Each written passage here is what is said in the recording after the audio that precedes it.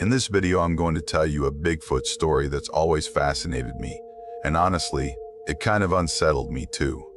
Back in 1992, a scientist named Lucas, he was around 32 at the time, reportedly discovered what looked like a young Bigfoot deep in the forest. He took it back to his private lab, studied it, observed its behavior for nearly 10 years, and what he found was, well, shocking. Now, I'm not saying whether this story is real or not. That's for you to decide. But the details are genuinely strange and disturbing. So before we dive in, take a second to hit that like button, subscribe if you haven't already, and let's get into it. I'll just say it the way it sits in my head. For 9 years, I kept something in a concrete room in the forest. I fed it, named it, studied it, and then I watched it die in front of me for no clear reason. It tried to say my name with its last good breaths. That's the part that still gets me. Not its size, not the howls outside the building, not the handprints on the walls. It's the way it spoke, like a person who grew up somewhere we don't have a word for yet. You can turn this off and write me off as some old man telling stories. I get that. But if you've ever sat in the woods at night and felt that feeling that something is watching you, you might want to hear this all the way through. Because I was the one watching for a long time, and I was wrong about who the animal in the room was. I'm 65 now. This all started when I was 32. Back then, I had money, pride, and way too much curiosity. My father left me more than I deserved when he died. My brothers turned it into more money. I turned it into a lab in the woods. On my paperwork, I was an independent biologist studying animal behavior.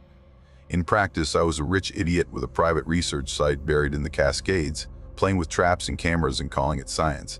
I grew up on Bigfoot books. Those old black and white photos, plaster casts, grainy frames of something walking away into trees. Other kids moved on. I didn't. It just sank deeper. The lab was an hour and a half off the main road, old service building at the end of a logging track, with a generator bolted on behind it. 2 rooms, a cold storage, a yard we fenced in, and miles of fir trees around it. That's it. Olivia was the serious one. My girlfriend then.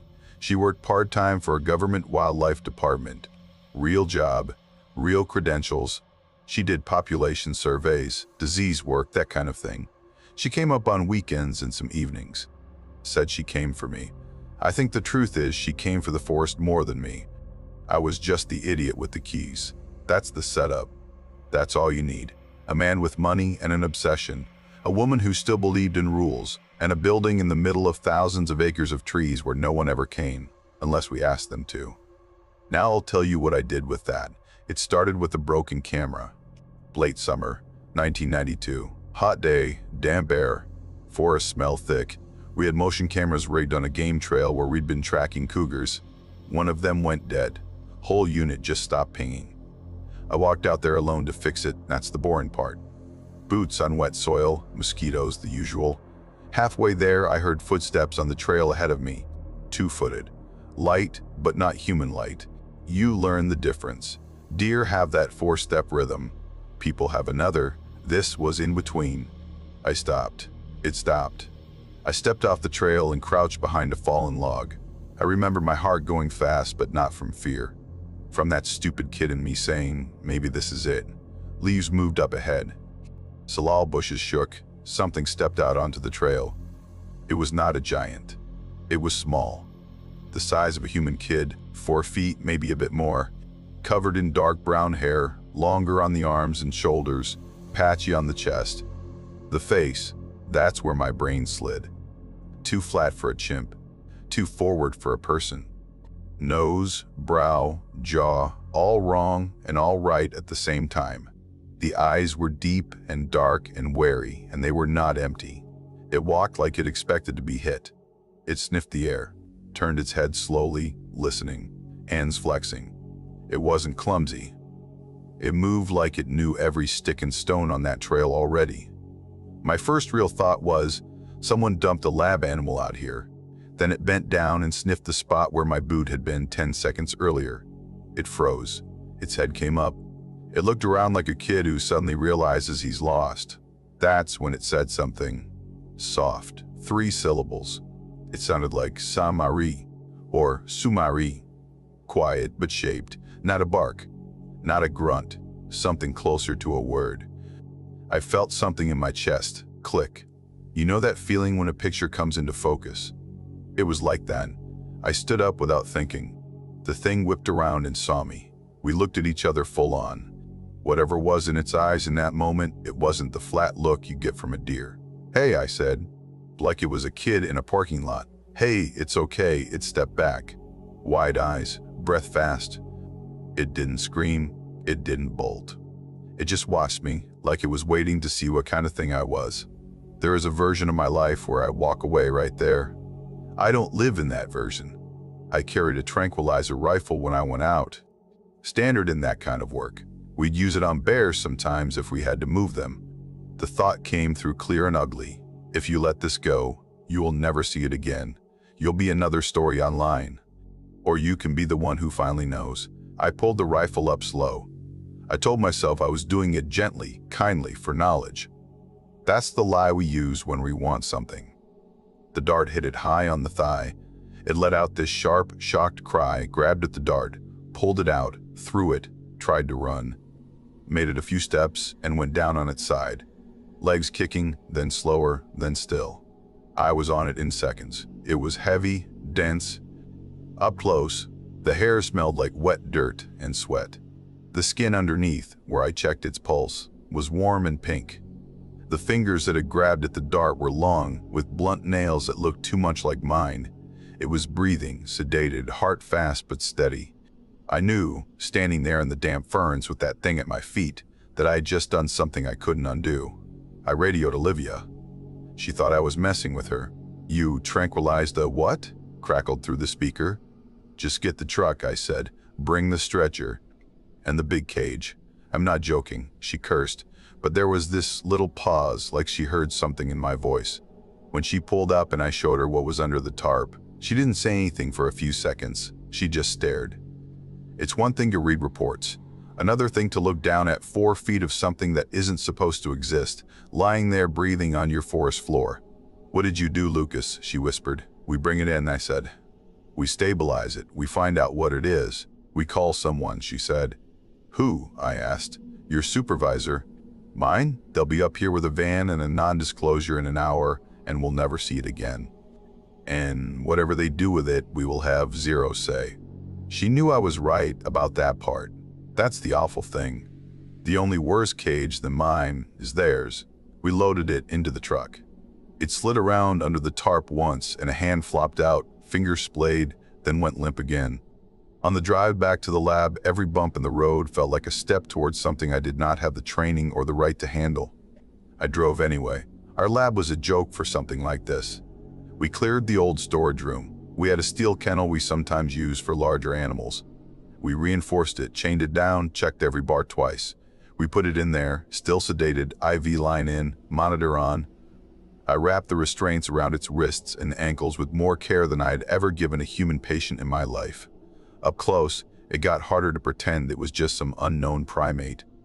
The soles of its feet were almost hairless, the palms of its hands too. The nails were thick, but not claws.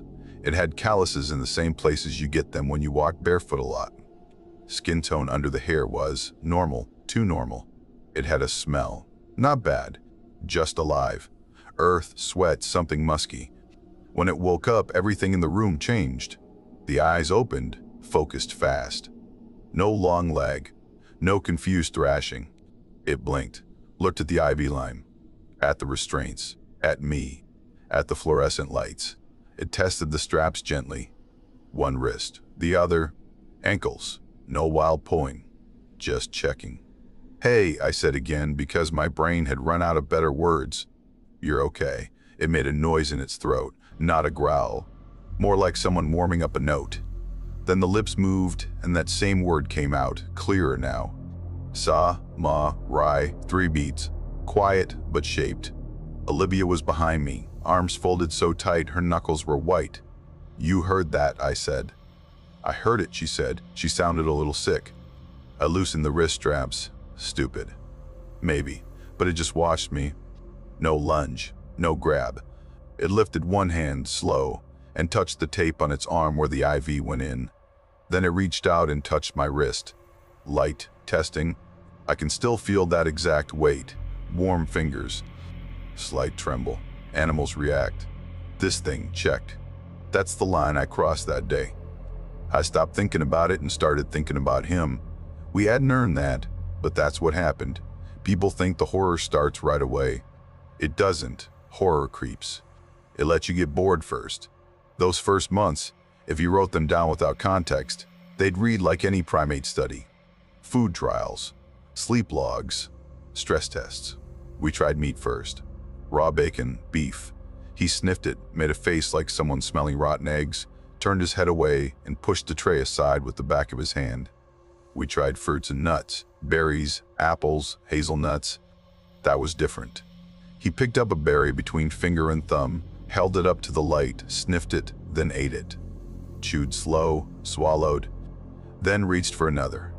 Sorted through the tray, picked out the ones he liked, left the rest. He drank water from a bottle. We held it for him the first day. The second day he took it, watched me unscrew the cap, then copied it. Took him a few tries. He got it. He slept curled tight at first. Later he stretched out more, on his back, one arm over his eyes, exactly how I sleep when I'm too wired to relax. We talked to him, a lot. It sounds stupid now. Two grown adults standing in a cage, repeating words like parents with a toddler. Lucas, I'd say, tapping my chest. Lucas. He watched my mouth, tapped his chest. Didn't say it, not then. Just filed it away. He, on the other hand, kept using his word. Samari, sometimes other strings of sounds, always with that rhythm. It didn't sound random. It had the cadence of a language. Up, down, pause, repeat. We recorded hours of it. Olivia took a sample into town once on a tape, played it for a linguist friend at a bar, called it some weird primate vocal. The woman listened, frowned, and said, "That sounds like speech." "Where the hell did you get it?" Olivia lied. "Documentary," she said. Old field tape. That lie stuck in her throat for weeks. We gave him crayons and paper. At first we got scribbles, lines, circles, then patterns. He'd draw tall vertical shapes, then smaller shapes around them, over and over. Sometimes one big shape and one small side by side touching. He'd tap the small one, tap his chest, then tap the bars. You don't need a degree to get the gist. Family, group, lost. Olivia tried to keep it clinical. "We're projecting," she would say. "We're looking for meaning." But her eyes would stay on those drawings longer than the others. The first real what the hell night came a few months in. Late fall, rain hammering the roof. Generator humming. It was just past 9. We were both in the office, tired, hungry, arguing half-heartedly about whether to increase his outdoor time. He was in the next room, pacing his cage, muttering his syllables under his breath. The lights flickered, generator dipped, then steadied. For a second, the background noise dropped enough that I could hear the forest clearly over it. That's probably the only reason we caught it. A call came from the slope above the lab. Long, low, rising at the end, then cut off. It went through the walls like someone dragging a bow over a huge string. He froze. The muttering stopped dead. We did too. Second call, closer, shorter. This one had an edge to it. He ran to the back of his cage, hands on the bars, eyes locked on the far wall, where there was nothing but concrete and timber. He answered. Not a howl, not an animal sound. He shouted that same word he used for himself, only louder, desperate. Samari. Samari. Over and over, voice cracking. I turned off the main lights without thinking. The lab dropped into low emergency glow. Olivia grabbed my arm and pulled me down behind the bench. The sounds outside got heavier, branches breaking, footsteps. Even through the concrete, you could hear weight. Something hit the back wall. The metal rang. Tools shook on the shelves. He lost it. Jumping, grabbing the bars, yelling that string of sounds that meant something to him. His voice and the ones outside tangled in the air. A call and answer in a language we were never meant to hear. Another hit, harder. The whole building shuddered. Olivia's nails dug into my arm. "They're going to come through," she whispered, but they didn't. After a few long minutes, the calls moved away. Footfalls, snapping branches, then fading into the rain. He slumped to the floor of the cage facing the wall, shoulders shaking. No sound now. Just this silent shaking. When we finally worked up the nerve to check the back of the lab with flashlights, we found smeared mud and prints.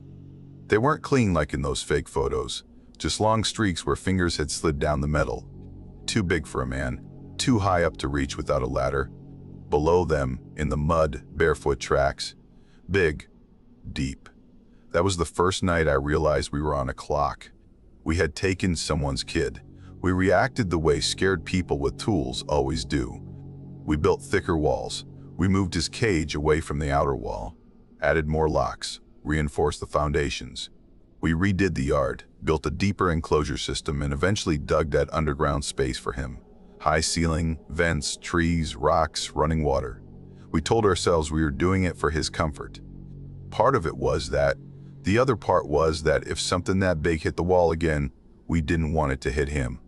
During the day, things slipped back toward routine. Food, weights, measurements. At night, the forest tested us. Some weeks, nothing.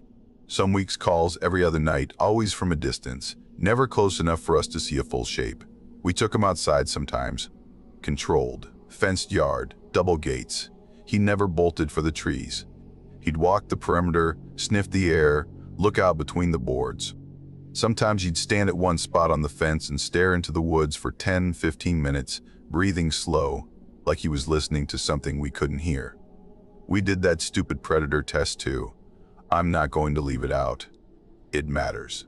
We wanted to know if he was a scavenger or hunter. So we brought in 2 deer, one dead from a car strike, one lightly sedated, still on its feet. We put both in his fenced yard. Watched from behind another fence.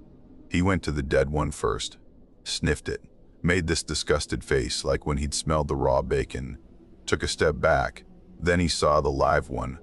I watched his whole body change. Shoulders up, head down, eyes focused. His breathing actually slowed. Every step was silent. No wasted motion. He closed in, quick at the end. Hands at the throat and muzzle. Took it down in one move. No roar, no show. Just practiced, efficient force. The deer kicked for a few seconds. He held on until it stopped. Then he sat back, hand on its neck for a moment, and bowed his head. It looked like a little moment of respect, could be projection. But it looked that way. Then he ate. Meat, fast bites. No interest in the dead one at all. We wrote, "Won't eat carrion, an active predator," in the notes. But I went home that night with this feeling in my stomach. Because the way he had done it, I've seen people dress animals. That same focus. That same lack of waste. He was not a mindless thing. He was a thing with rules. The part that always hits people as the twist came years later, but the seed of it was old. When I was 8 years old, my dad took me camping near our hometown. I had this tiny plastic tape recorder I took everywhere. I wanted to record nature. I was that kid. One night we left it outside the tent running. We listened. In the morning, crickets. My dad snoring. Me talking in my sleep.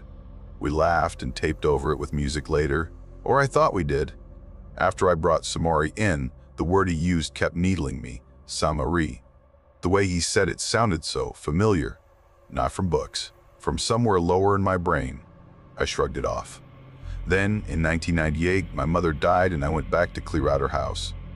In one of the old boxes in the attic, under school papers and junk toys, was a cassette. On the label, in my own childish scrawl, it said, "Camping 8. I found an old player, popped it in, hit play.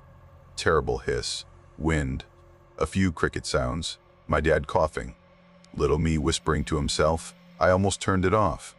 Then, under all that, clear as anything, came a call. Low, long, rising at the end. Not coyote, not owl. I froze. A few seconds later, buried in static, there were shorter sounds. Words. I could barely make them out, but my body reacted before my brain did. 3 soft syllables. Say, ma, re. I stopped the tape. Rewound. Played it again. Same thing. Not my voice. Not my dad's. Same cadence as the thing sitting in my lab 16 years later. I didn't sleep that night. Back at the lab, I didn't tell Olivia at first. I just queued the segment up, set the speakers low, and hit play while Samari was in his enclosure. The long call played. He jerked upright. When the word came, he ran straight to the glass, pressed both hands against it, eyes wild, scanning the room for something. He shouted back, "Sa-ma-ri," over and over, voice cracking, until I turned the tape off. He kept calling for almost an hour after the sound stopped, searching every corner of his space like he thought someone was hiding there. Only then did I tell Olivia where that recording was from, how old I'd been, how close the campsite had been to where I later built the lab. "You know what that means," she said quietly. "Not really," I said. "Coincidence. Pattern matching. You were out here with them when you were 8, she said. They were within 30 yards of your tent. And now, years later, you've taken one of theirs to this exact same kind of place." I wanted to argue. I didn't. After that, every memory from those camping trips felt wrong. That feeling of being washed from the trees. The night I'd sworn I saw a shape outside the tent, and Dad had told me to go back to sleep. Maybe nothing happened. Maybe the tape was picking up some other sound. But my life stopped feeling like a straight line and started feeling like a loop I'd been walking around in without knowing. As the years went on, the line between animal study and something else blurred and then just disappeared. He grew. By 95, he was taller than me. By 97, he was maybe 7 feet, shoulders like a fridge, but with this fluid way of moving that didn't fit his bulk. We stopped sedating him except for serious checks. He hated the mask. He'd see it and back away, making small, distressed sounds. I couldn't force it on him every month. We went to every few months. We did blood work, basic panels, with what equipment we had. A friend of Olivia's at a hospital lab ran some of the numbers as unknown primate samples and sent us data. They lined up disturbingly close to human norms. Some differences, sure, but if you strip the labels off, they looked like odd human labs, not alien. The imaging was worse.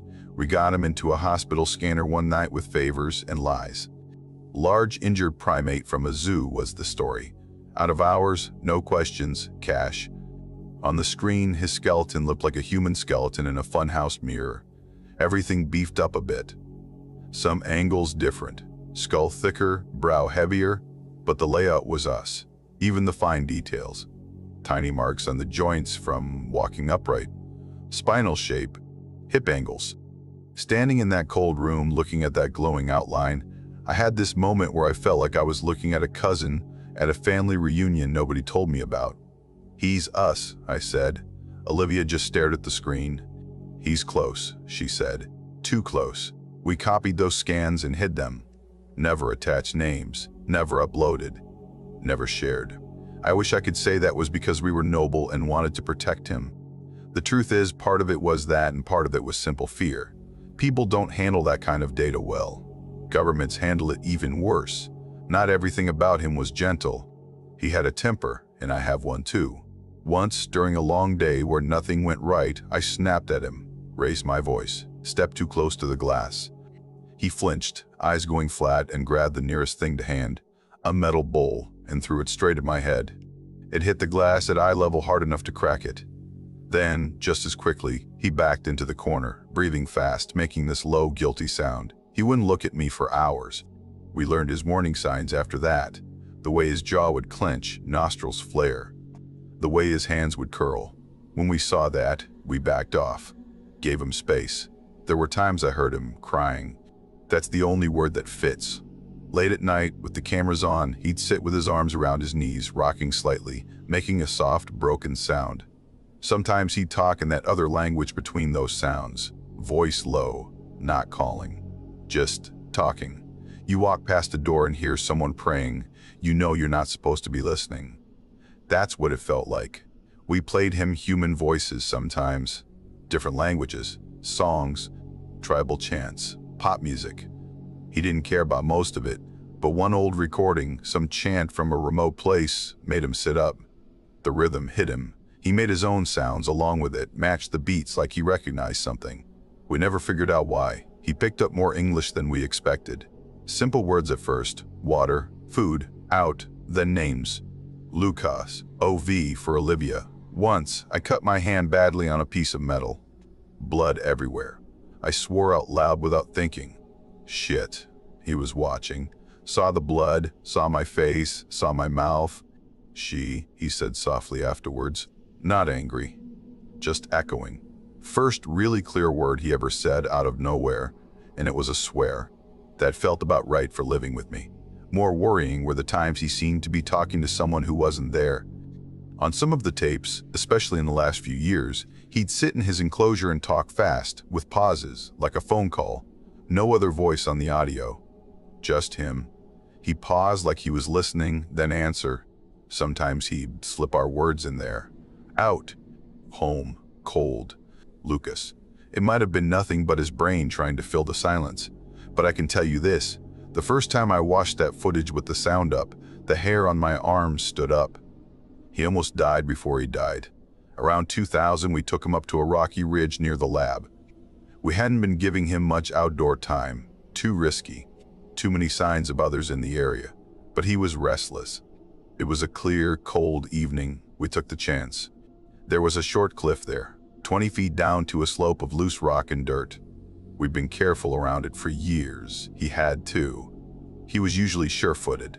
That day he kept sniffing the air, staring off into the trees. Distracted. We turned to head back and I heard the scrape of boots on rock.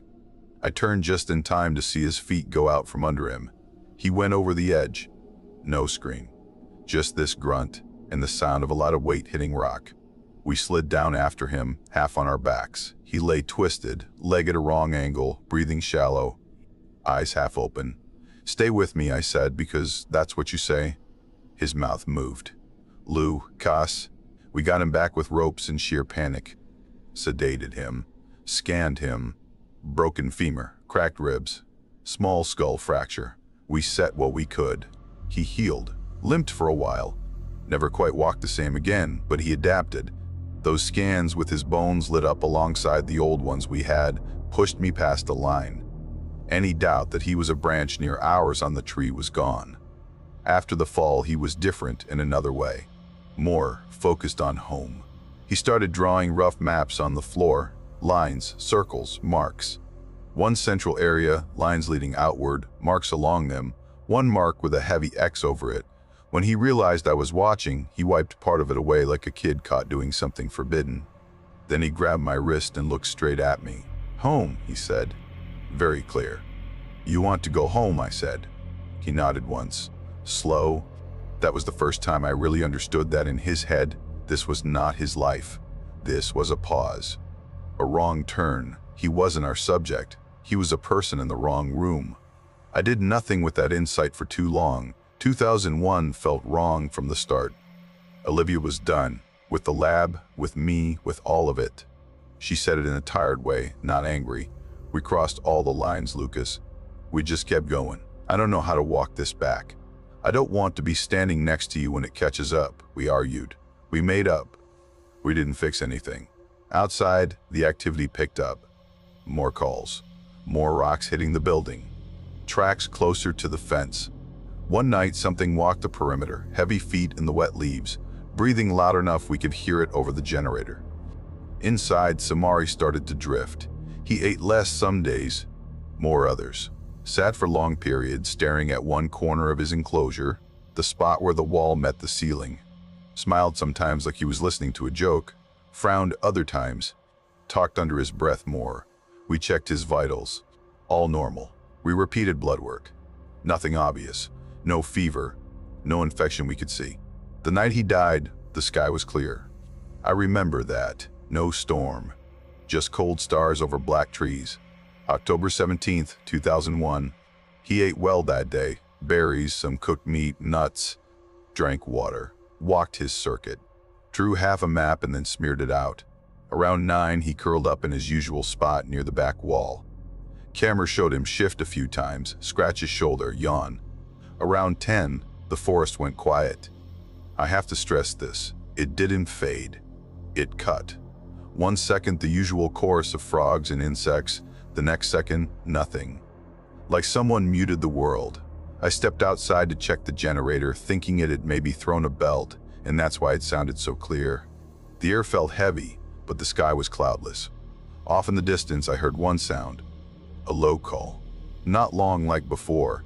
Short, soft, almost like someone saying a name. From inside, through the wall, I heard him answer once. One word. Couldn't make it out. but the tone in it, relief. That's the only way I can describe it. I went back in, walked past the office screens. On the monitor, he was lying on his back now, one arm over his eyes like he was blocking a bright light that wasn't there. Something in me whispered, go to bed, check him in the morning. You're tired, you're seeing ghosts. Another part of me picked up the keys. I went down into the enclosure. The air in there felt still, off. He was in the same position as on the monitor, on his back, arm over his eyes, mouth slightly open. Samari, I said, no reaction. I stepped closer, touched his arm. Warm, not hot, not cold, just warm. I put my hand on his chest. Nothing. No rise, no fall. I grabbed his wrist, neck, searched for a pulse. There was none. There was no foam at the mouth, no vomit, no blood, no contorted limbs. His face was calm, almost peaceful. I yelled for Olivia. She came running. We tried CPR. Yes, on something his size. Compressions, breaths. Over and over until we were shaking. Nothing. We checked him with what gear we had. Flatline, heart gone. Just like someone had flipped a switch. Later, when we watched the footage, it was worse. At 10:12, he looked up at that same corner of the enclosure he'd been staring at for weeks. His lips moved. No audio on that camera. Then he smiled. Small. Honest. Like someone had just said, it's time, and he'd been waiting. At 10:13, his chest rose one last time. Fell. Then stopped. That was it. No drama. No thrashing. Just a clean exit we couldn't explain. You can hang any words you want on that. Heart attack. Stroke. Some hidden defect we never caught. You'd probably be right. But there's a part of me that will always wonder if, on some level we don't have vocabulary for yet, someone came and took him home without opening a door. We didn't cut him open. That's the part that disappoints the hardcore evidence people the most when I talk like this. They lean in at this point, thinking there's going to be some big reveal. Photos, organs, DNA charts. We had plans, we had lists. We had all kinds of ideas about what we would do if he died. When he actually lay there in front of me, eyes closed, it all vanished. I couldn't do it. He'd sat with me through flu seasons. He'd tried to say my name. He'd handed me dead spiders like gifts. He'd laughed at the sound of burps. Cutting him open felt like walking into a hospital, dragging a person from a bed and putting them on a slab because you had questions. So we wrapped him in a tarp. It wasn't fancy. It was what we had. We carried him out at dawn, backs aching, hands slipping. He was heavier than he had ever looked. We hiked past the ridge, deeper into the timber than we'd gone in years, to a spot with old trees and soft earth. We dug as deep as we could, throwing soil onto our boots. Breathing hard, we lowered him in. He lay there in that rough pit, wrapped in blue plastic, looking smaller somehow. I put my hand on his chest through the tarp. I'm sorry, I said. I'm so damn sorry. The forest around us was dead quiet. Then, far off, a call started. Not like the usual ones. This was softer, lower, long, and broken. Another answered it, higher.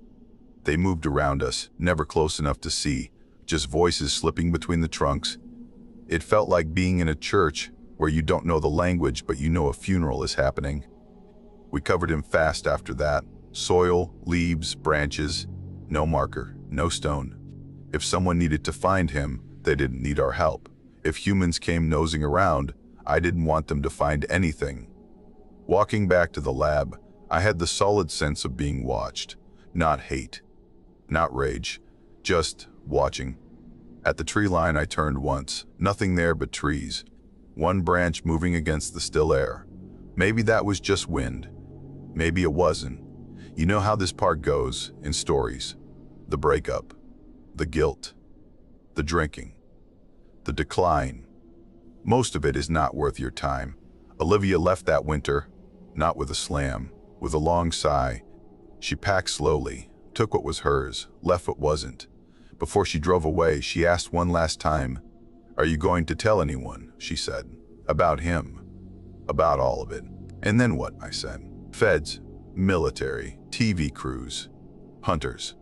Can you picture how fast this forest gets stripped bare? Maybe it could help protect them, she said. but her voice didn't have much belief in it. "You've seen what happens when money smells rarity," I said.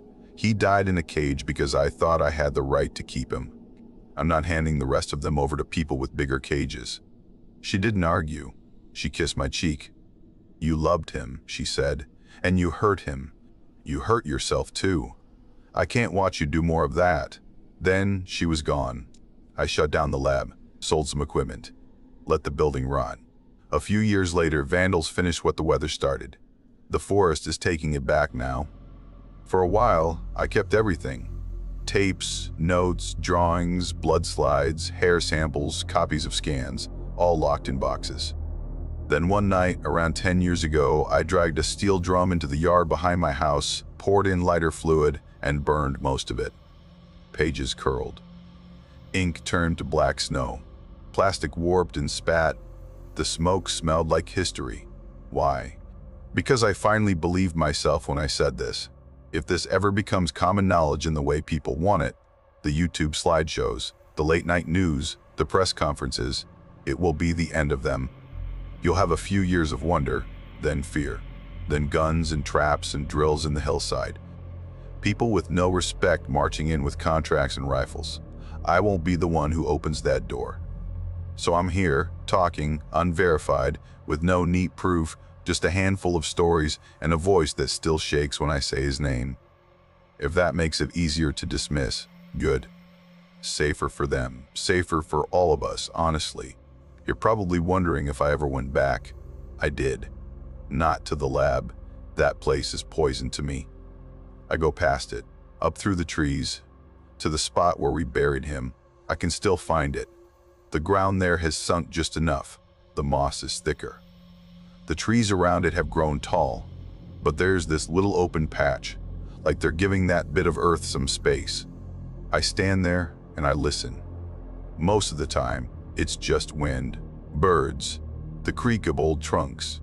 Once, on a foggy morning, I heard something else. 3 soft beats, a sound almost under the breath of the forest. Not loud, not close, just there. Sa, ma, rai. Then another sound, even softer, like a voice through an old tape, stretched thin. Lu, kas. I stood there with my hands shaking and my heart pounding like I was 32 again, staring at a kid in the trail. Could have been my brain, pulling shape out of noise. Could have been nothing. But I walked back down that slope with this feeling that somewhere, out in those trees, there is a story about me being told in another language.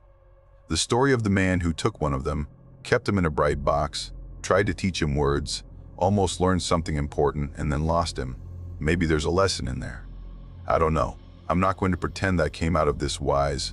I came out of it tired and guilty and more cautious about what we call discovery. Here's the only thing I'll ask you to take seriously. If you find yourself in the woods at night and the forest suddenly goes quiet, don't do what I did. Don't reach for a gun first. Don't reach for a camera. Don't reach for a dart rifle and a cage in your imagination. Just stand still. Listen. If you hear something that doesn't fit any of the animals you know, some long call that seems to put its hand on your chest from a mile away, maybe answer with silence. Let it pass. Because I have seen what happens when you turn something like that into a project, into a specimen, into a secret pet. It doesn't end with a clear photo and a lab report. It ends with a tarp and a hole in the ground and a voice in your head that never shuts up. I kept him for 9 years. I watched him grow, try to speak, try to tell me about his home, and then I watched him smile at something I couldn't see and stop breathing for no reason I can accept. He wasn't a monster, not the way we use that word. He was something very close to us, just living a different story in the same woods. If there's any monster in this, it isn't him. It's the man who looked at a scared kid on a trail, saw a lifetime of questions, and pulled the trigger instead of stepping aside.